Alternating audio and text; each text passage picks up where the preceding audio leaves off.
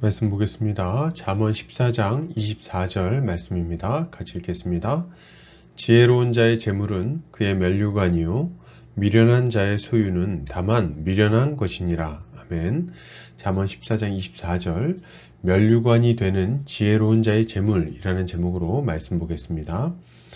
신자는 지혜롭게 재물을 사용하는 자입니다.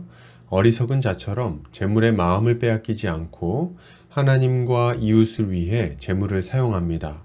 오늘 본문을 통해서 이에 대해 함께 살펴보도록 하겠습니다. 오늘 잠언 기자는 지혜로운 자의 재물은 그의 면류관이지만 미련한 자의 소유는 다만 미련한 것이라고 말합니다.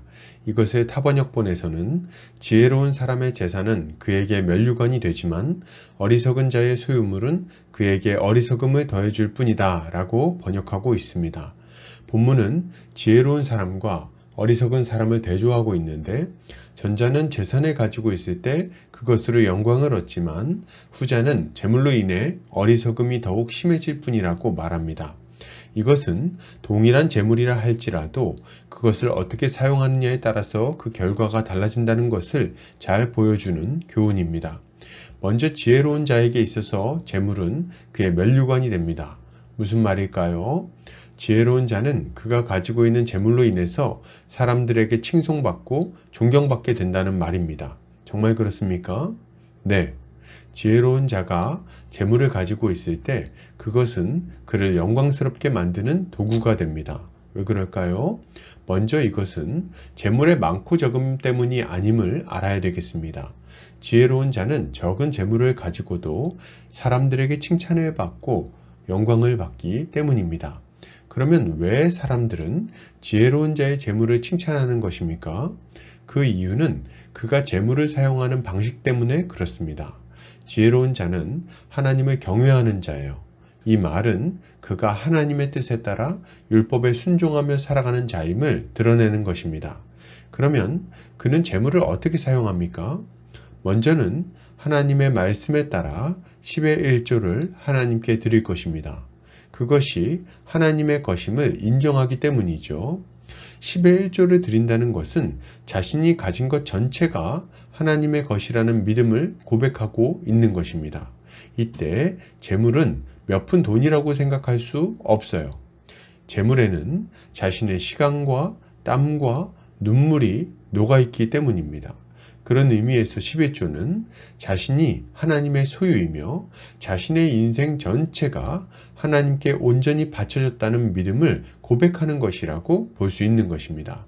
그리고 그는 나머지 재물도 지혜롭게 사용합니다. 먼저는 자신의 가정을 건강하게 잘 돌보겠죠.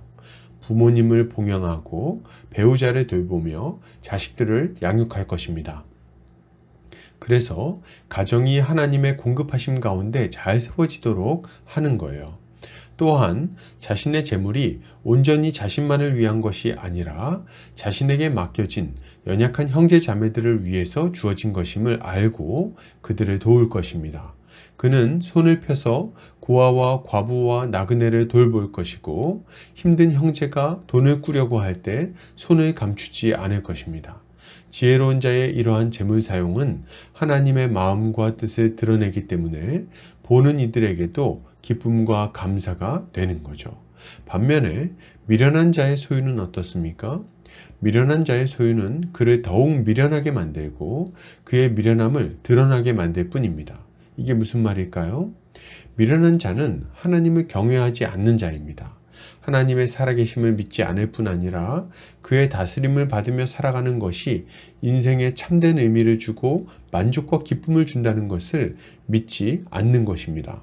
이러한 그의 마음과 생각은 그 재물을 사용하는 모습을 통해서 자연스럽게 드러납니다. 미련한 자는 하나님 대신 재물이 자신을 만족시켜주며 자신을 지켜줄 것이라고 생각합니다. 하나님의 자리에 재물을 올려놓고 그것을 숭배하면서 살아간다는 말이죠. 그래서 그는 재물을 모으는 데에 집착합니다. 재물만 많이 있으면 모든 문제가 해결되리라 생각하고 그것을 모으는 거죠. 얼마만큼 모읍니까? 얼마만큼 모으면 만족하고 멈추는 것입니까? 한계가 없습니다. 그는 한평생 돈을 벌려고 미친 사람처럼 살아갑니다. 만족함을 몰라요. 왜요? 하나님 없는 상실한 마음을 재물로 만족시키려고 하니까 계속 실패할 수밖에 없는 것입니다. 그래서 그는 한평생 쓰고도 남을 돈을 벌어놓고 나서도 부족하다고 생각하면서 걱정, 근심에 사로잡혀 살아갑니다.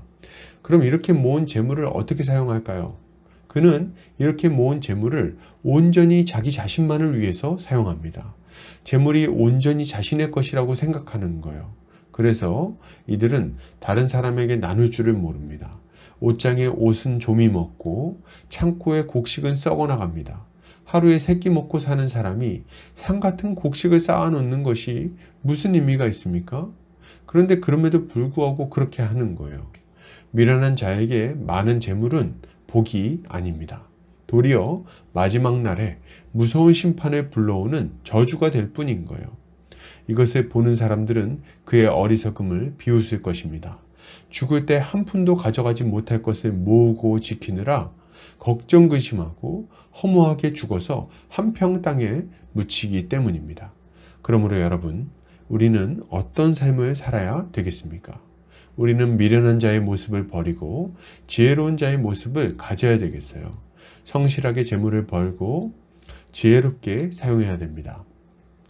이렇게 할 때 우리의 재물은 우리의 영광이 될 것입니다. 결론을 드립니다. 여러분, 지혜로운 자처럼 재물을 사용합시다. 쌓아놓으려고 하지 말고 주의 뜻을 따라 사용합시다. 이것이 우리의 인생을 참으로 복되게 만드는 길입니다.